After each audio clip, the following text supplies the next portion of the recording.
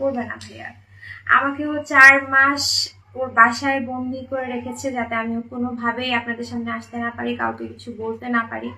4 মাস আমি প্রচন্ড মারধর করেছে আমাকে ভাইয়া।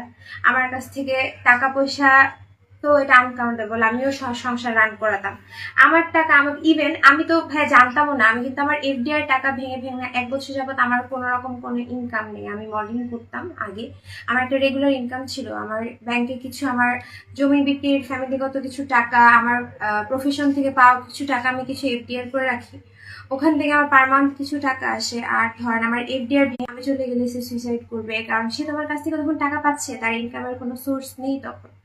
সে একমাত্র টিকটকে লাইভ করে মাঝখানে কিছুদিন ইনকাম করেছে, এটাও সে প্রপারলি করতো না। যখন মেয়েদের কাছ থেকে সে টাকা খেত টিকটকে লাইভে, হাবিবতি নামের একটা মেয়ে হয়েছে ভাইয়া, এই জন্য আমি চেষ্টা করেছি সংসারটা ধরে রাখতে। 4 মাস আমি মায়ের খেয়ে গিয়েছি, আমি কাউকে কিছু বলতে পারিনি ভাইয়া। তো এটা সুযোগই সে আমার সাথে লাগিয়েছে। সে ভেবেছে যে আমি কাউকে কিছু বলবো না, আমি এভাবেই কন্টিনিউ না। আমি ওকে যখন মানুষ ডিফেন্স করতে আসতো ভাইয়া, ও এরকম সিম ক্রিয়েট করতো, ও আমাকে তারপর যখন আমি কিছু টুকটাক ভিডিও বা ছবি তুলে রেখেছি, ও কি করতো এটার জন্য নিজেই কিছু ভিডিও করে রাখতো যাতে ও পরবর্তীতে আপনাদের সামনে এগুলো বলতে পারে না। ও কোথায়? এখানে? ও এখানে কেন আসবে? ও তো আমার বাসায় না, আমার বাসায় কেন আসবে? এসে